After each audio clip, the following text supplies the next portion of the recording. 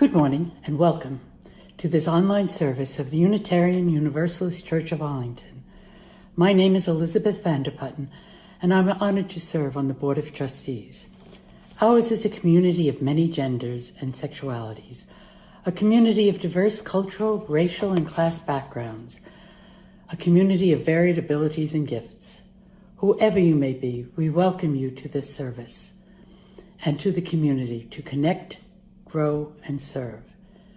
This Sunday's theme of joy, happiness, and mindfulness is wonderful. It is often easier to focus on the problems or perhaps the boredom of everyday life. UUCA has been so important to me this challenging year. My Covenant group and the online services with inspiring sermons and beautiful music have helped me, and I hope you, focus on finding some happiness, if not joy.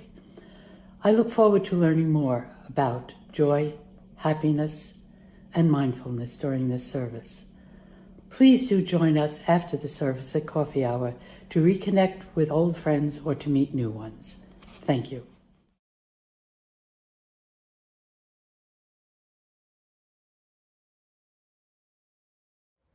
We are called to worship today by the words of Mary Oliver. This is her poem, The Messenger. My work is loving the world. Here the sunflowers, there the hummingbird, equal seekers of sweetness. Here the quickening yeast, there the blue plums. Here the clam, deep in speckled sand.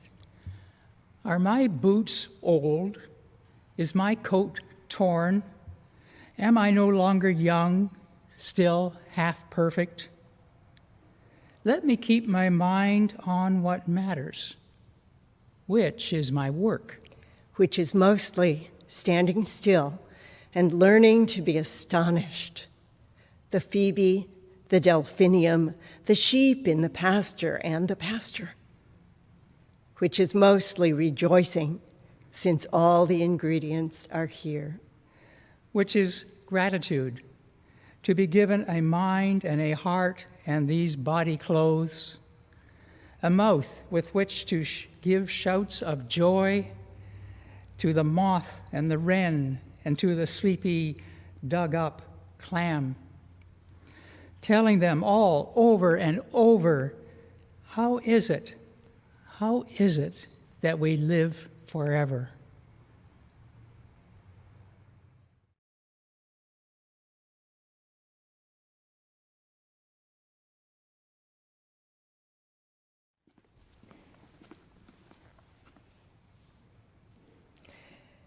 We gather together as a community of memory and hope to celebrate life and its infinite possibilities for love.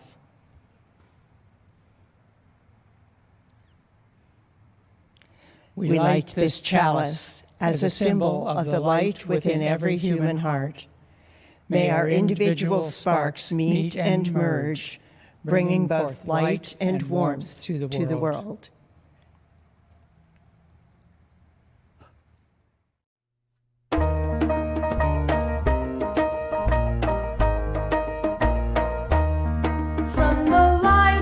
Days remembered shines a beacon bright and clear, guiding hands and hearts and spirits into faith set free from fear. When the fire of commitment sets our minds and soul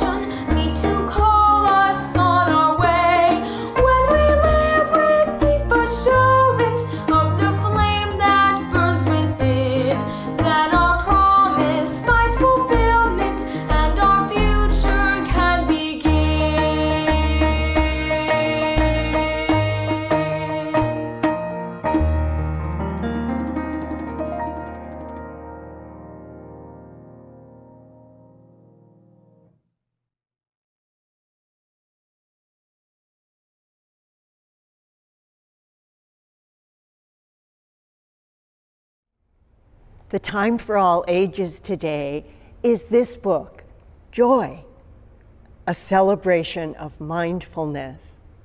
The author is Katie Wilson. Today's whole service is about joy, and joy is kind of like happiness, only joy is sort of a bigger deal. Joy comes from within us. Joy is part of the choices that we make. And those choices often have to do with mindfulness, which means paying attention to what we have right in the moment. Happiness is something we're familiar with, but happiness, pretty much comes from the outside. We don't have that much control over it. Joy is something that we choose. So let's take a look. Find joy in each day. And here we see a big person and a little person sitting enjoying a beautiful landscape. And in this landscape, there are a couple of horses, a couple of rabbits, and a lot of flowers. You might not have that landscape, but looking at a landscape is one of the ways to find joy in each day. This is good for little people and for big people too. It's something we can choose to do. Find joy in being silly. Ha! Little people often are better at being silly than big people are, but it's not impossible even for big people to be silly. Here in this picture, we see a girl in a swing, a boy doing handstands, some other children playing hide and seek, and then there are some very silly animals. There's that little goat and sheep just smiling at each other and jumping on each other. And then on top of the roof, there's a goat on top of a roof. How silly is that? Take time to be silly and find joy in it. Life is not made to be mourned, to be sad about. Life is made for joy, and being silly is one of the ways that we can do that. What else? Find joy in stories. The stories we tell each other, the stories we read, or the stories that someone reads to us, especially if it's someone we love. And one of the reasons we can find joy in stories is that the story takes us a little bit away from what's going on in the everyday. It allows us to be right there, right that minute, with what's in the story. And that's where joy can come from. It can also come from snuggles. Look here. Find joy in snuggles. There's the girl holding the rabbit. Oh, doesn't that seem snuggly and nice? And there's the other child holding a lamb, a baby sheep. You can see how soft they both are. Plenty of snuggles there. And we all can have snuggles. Children can snuggle with each other or their pets or their parents or the other grown-ups in their lives. Grown-ups snuggle with each other and with children and with pets. There's something about that feeling of being loved in your body that can make for joy. Joy in caring. Now here we have some children with some horses, and they're finding joy in caring for the horses.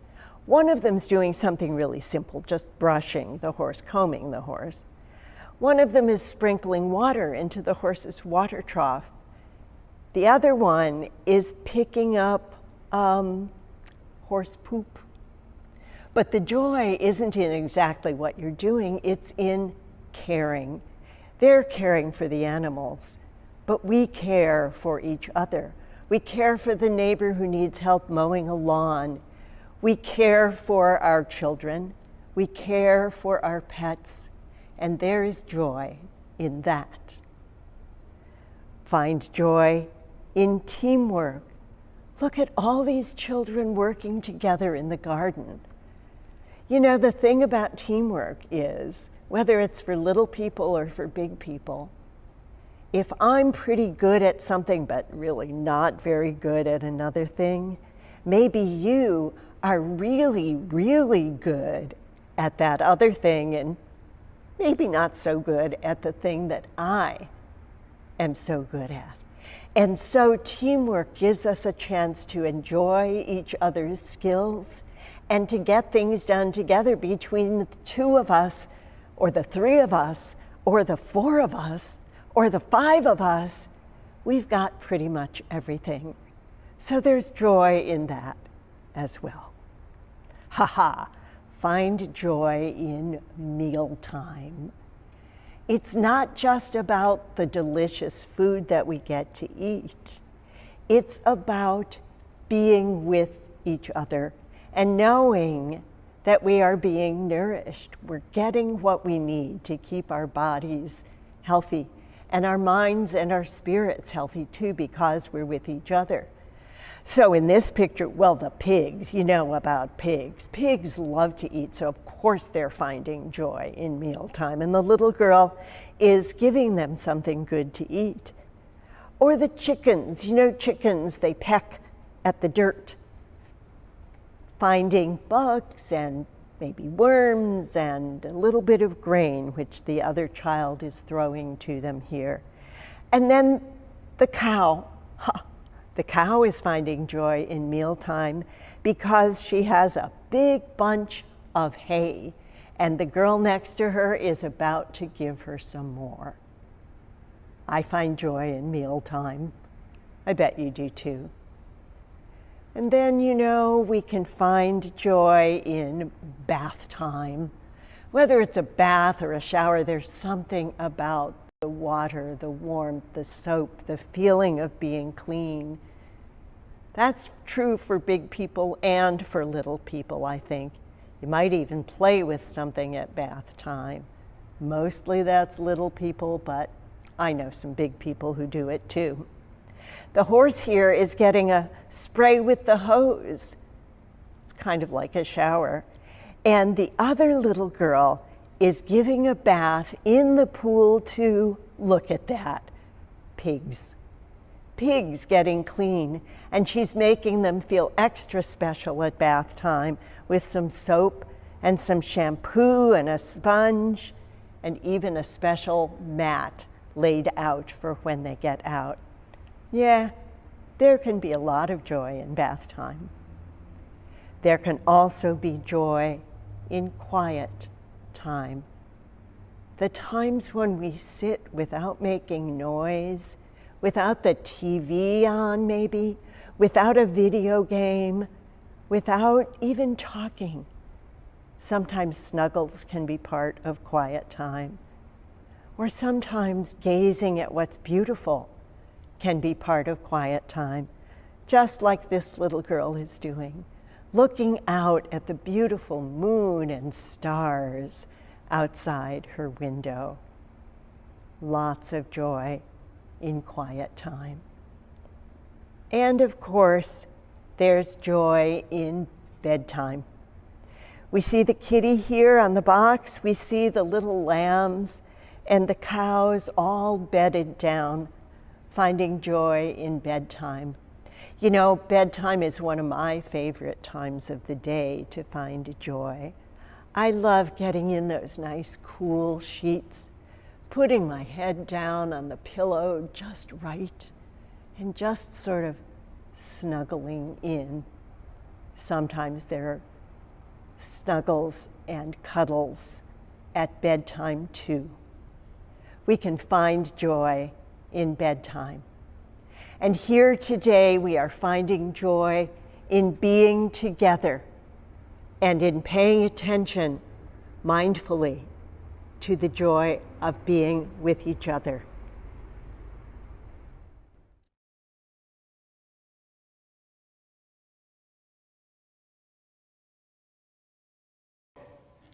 About 50 years ago, UUCA founded a nonprofit residence nearby that is devoted 100% to the well-being of low-income adults aged 62 and older.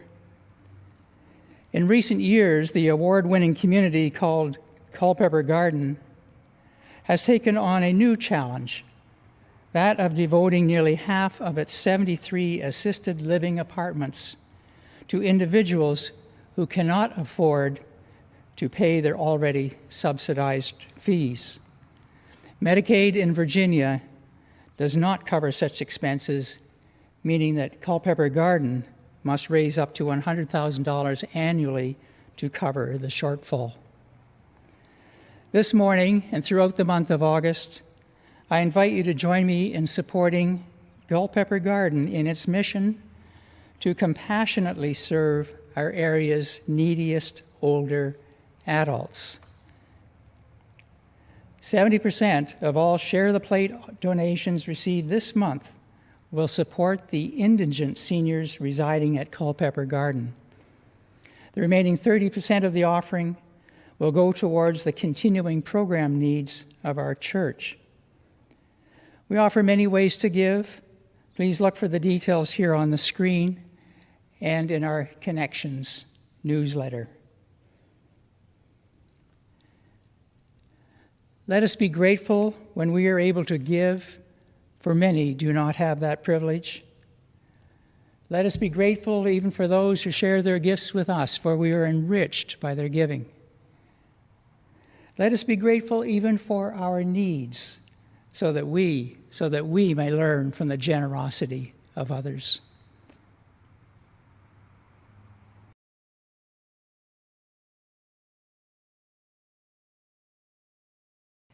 Today's reading comes from Barbara Kingsolver, an American novelist, essayist, and poet. This piece is from her novel, High Tide in Tucson. In my own worst seasons, I have come back from the colorless world of despair by forcing myself to look hard for a long time at a single glorious thing. A flame of red geraniums outside my bedroom window, my daughter in a yellow dress, and another, the perfect outline of a full moon behind the crescent, until I learned to be in love with my life again. Like a stroke victim, retraining new parts of the brain to grasp lost skills, I have taught myself joy over and over again.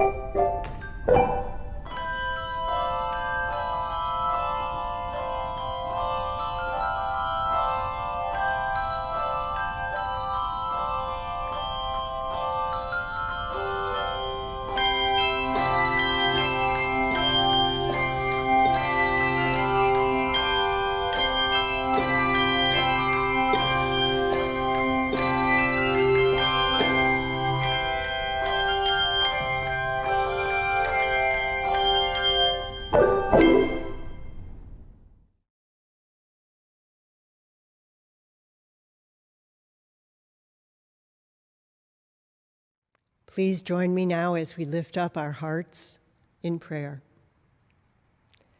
Spirit of life, Spirit of love, connector of hearts, holder of hands, here we are in the middle of a hot summer, exactly at the midpoint between the summer solstice and the fall equinox. Here we are in the midst of lives that sometimes we find difficult, lives in which we dash about busily or lie slack in corners, lives in which we are sometimes grim, lives in which we take things so very seriously. But today, we are here together, having chosen to put ourselves in community with one another. Let us be mindful that especially now, in the light of our glowing chalice, our individual sparks can merge into one. Our spirits can well up in joy, along with the rising of the flame. Holy power of our understanding, God of many names and none, may we remember, as Julia Cameron says, life is a wondrous event, and the universe turns on gears of sheer joy. Holy One, let us not be content with the happenstance of temporary happiness or unhappiness. Let our mindful gaze fall upon the winking and elusive beauty of our lives. May beauty awaken gratitude and joy. May our shared faith help us now and always not to wallow in the miseries and the obsessions that we suffer, present though they are. May our connections with each other and with the transcendent bring joy into our reach, and may we be willing to dwell there, even briefly. Let us help one another to be grateful and to be mindful, as the poet Mark Nepo says, one key to joy is being easily pleased. Divine Spirit, may we learn to be easily pleased. So may it be.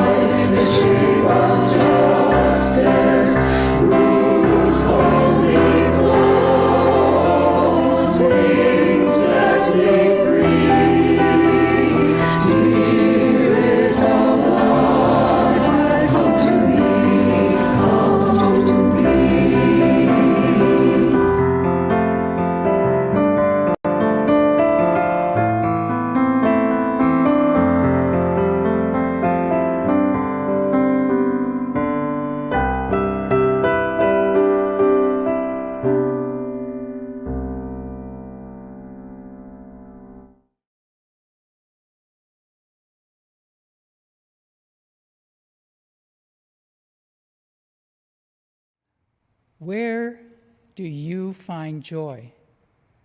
Where do you find joy in your life? This question arose during a session of group spiritual direction. I had just shared a little of my lifelong struggle with feelings of unworthiness. And after some moments of silence, a member of the group asked me, "David, where do you find joy?" It was an honest, open question, a contemplative question, offered in love with the thought that it might shift or redirect my line of inward inquiry. And it did. This question came out of the blue, from left field. What has joy got to do with my sense of unworthiness? Well, I had no response at the time. The question stayed with me in the following days, echoing in my mind like an earworm. It hummed as a mind tune. The word popped from printed pages. I heard it mentioned on the radio. Later in my monthly telephone conversation with my spiritual director, Adam, I told him the story of my encounter with joy and asked him, "Why joy?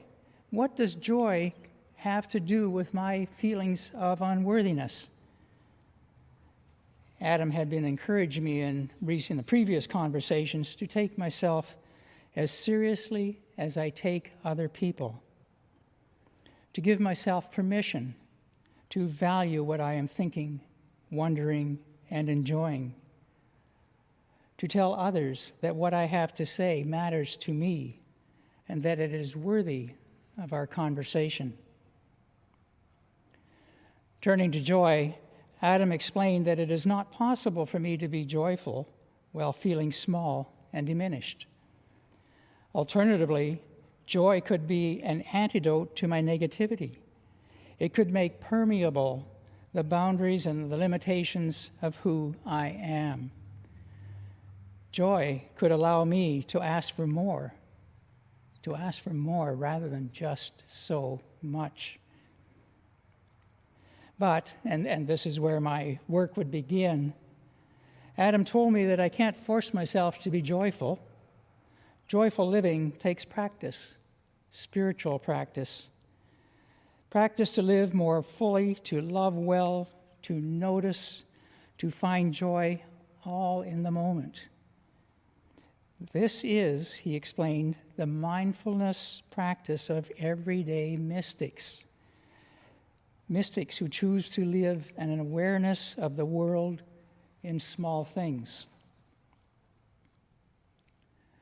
By way of example, Adam shared that he had planted lilies in his yard a couple of years ago. Now he sees lush white blooms beckoning to him through the kitchen window, inviting him to smile, to love, to be more present and active in the world, to live out of joy. Curious as I am and ever procrastinating on practice, I Googled joy and found happiness, the second of two closely related but distinctly different words. Most sources agree on this distinction. Happiness is not joy. Happiness is something that happens to us. Joy, in contrast, is an intentional way of our being with others in the world. When happiness happens, it is larger than life. It feels good, and nothing feels better or seems more worthy of our attention in that moment. But it is ephemeral and temporary. Happiness is mostly just passing through. Many of you may remember the jaunty Bobby McFerrin's song, "Don't worry, be happy." Yes, it's cute. It brings a smile to our face, but the happiness fades when the music stops. In contrast, joy stays with us if we choose to take it as a way of life. The website compassion.com explains that happiness doesn't bring joy, and joy is something grander than happiness. Joy is a fruit of the Spirit, present inside everyone as an untapped reservoir of potential. Joy can share space with other emotions such as sadness, fear, anger, and even happiness, but happiness can't. There can be no happiness amidst darkness and difficulty, but yet there can be joy. Once discovered and invoked, joy can undergird our spirits and bring to life the peace and contentment, even into the face of unhappiness. Choosing a life of joy is like choosing to love. It is not something done once and forgotten. Each and every day, my wife Susan and I strive to overlook the imperfections in each other that we rub up against. We choose to see beyond these particular irritations of the moment and to extend grace to one another. Like choosing love, choosing joy requires us to look beyond our immediate circumstances to connect with a bigger picture. Buddhist teachings describe joy as a pleasurable mind state that comes from delighting in other people's well-being. As an example, joy is vicarious pleasure that a parent feels when observing their growing child's accomplishments and successes. Brené Brown, a research psychologist renowned for her work on vulnerability, pairs joy with gratitude as a stimulus-response couplet. I like this model. If I open myself to joy as a radical opening of myself to life, to my being present with everyone and everything, then I am compelled to respond with gratitude. Brené explains that when we practice gratitude as a response to joy, we make rational connections to other people, to our environment, and to the higher power, all of which engenders a sense of true belonging in our lives. In his book, The Way of Gratitude, Reverend Galen Gingrich quotes the 19th century poet William Blake, who famously wrote, "To see a world in a grain of sand and a heaven in a wildflower, hold infinity in the palm of our hand and eternity in an hour." A poem to which Galen himself responds poetically. In order to find joy in life, you need to be infinitely attentive to the single glorious thing in front of you, whether it's an hour, a flower, a grain of sand. You need to focus fully on whatever you happen to be holding in your hand. And when you do, you see that how it relates to everything else, to the grain of sand to the rest of the world, a flower to the skies from which the water comes, an hour to the rest of time. In each case, a long chain of causes and consequences extend out to infinity and back to eternity. I love this quote from Melody Beattie. Gratitude unlocks the fullness of life. It turns what we have into enough and more. It turns denial into acceptance, chaos into order, confusion to clarity. It can turn a meal into a feast, a house into a home, a stranger into a friend. Gratitude makes sense of our past, brings peace for today, and creates a vision for tomorrow. Such is my emerging practice. As my spiritual director Adam said, if I am to overcome my diminishments, I must make it my spiritual practice to look for joy and awe in the moments, to look beyond my immediate circumstances, to connect to other people, to a higher purpose, to the spirit of life. He added that while each instance of practice may not seem to be much, he assures me that they do add up. He drew an analogy with sheets of paper. Although one sheet may be thin, they stack up over time. So I've given you a number of concepts, ideas, and ways by which we might find more joy in our lives. Here now is my attempt to organize, consolidate, to make them more succinct and hopefully more memorable for our practice. 1, shift our attention away from our own struggles towards the feelings and well-being of others. 2, notice the beauty, the goodness, the happiness present in the small, simple things in our lives. 3, open our hearts in gratitude for all that we have been given. And 4, practice mindful breathing and all of the above as often as we can, ideally even in each moment.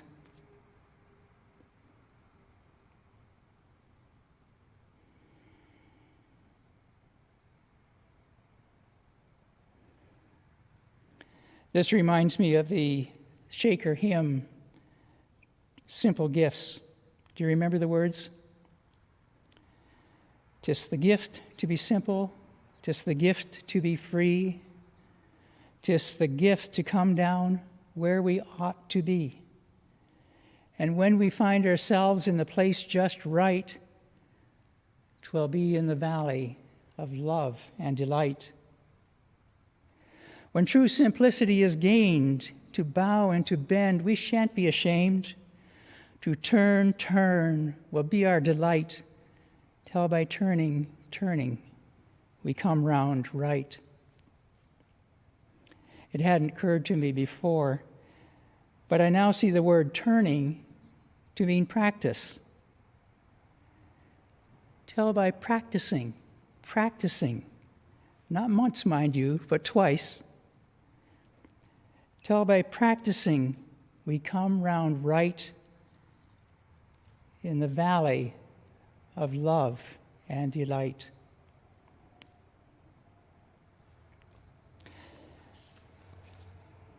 Joy is not a limited resource. It's renewable. Joy breeds joy. It spreads when you give it away. As you experience the peace and contentment that joy brings to your life, you inevitably want to share your joy with others, to do good in the world, to do good in the world as a way of choosing joy for someone else. Having parsed spiritual meaning out of a simple everyday word, joy, it seems to me that joy might offer overarching meaning to a spiritual life. Consider this quote from the Reverend Susan Manker Seal. Faith doesn't mean believing in God. Faith is having trust in your sense of the rightness of the universe. Hope is clinging to that trust in the direst of circumstances. Love is deciding to care for this world no matter what horrors come our way. Thus, we keep despair at bay, and when we add a daily dose of laughter, we're on the road to healing. Faith, trust, rightness of the universe, hope, love, laughter, these are all expressions of joy. These are all expressions of joy. Joy is the surprise, the delight, the shine on the rightness of the universe. Responding now to the query, where do I find joy? I'm practicing to find joy in a grain of sand, and please remind me when you see me next. In the meantime, I find joy in the fireflies flashing their presence in my backyard. I find it in the kiss that my dog slathers on my nose. I find it in the sound of neighboring children at play. And I am blessed with joy when watching my grandson on FaceTime show me how his garden is growing. And if I were to be asked, well, how do I respond to joy? I might respond, I respond to my joy by speaking to you as I am now. I am deeply grateful to you, to UUCA, for encouraging me to speak up and for listening to what I have to say. It matters to me, and it is worthy of our conversation. Where do you find joy in your life? Well, do watch in September for our Faith 360 catalog of adult faith development classes. Sign up and join our reflection and sharing circles.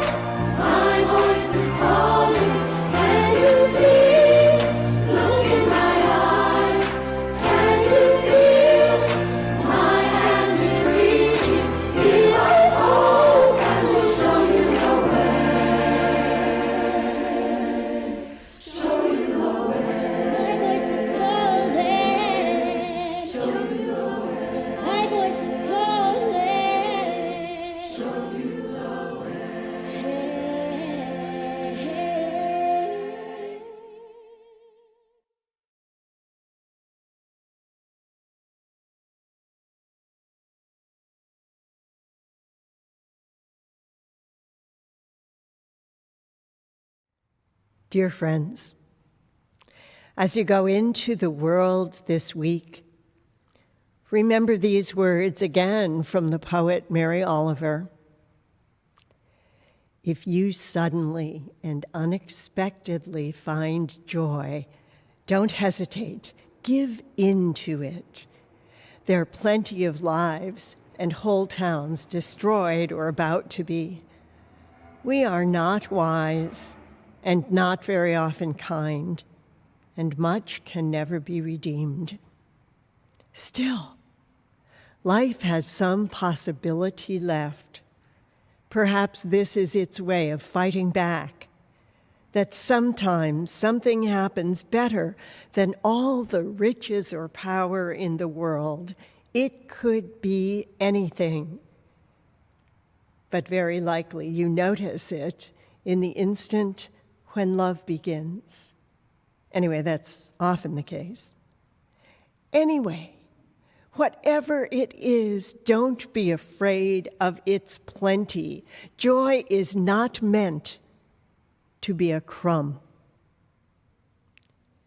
Don't hesitate. Go in peace, go in joy.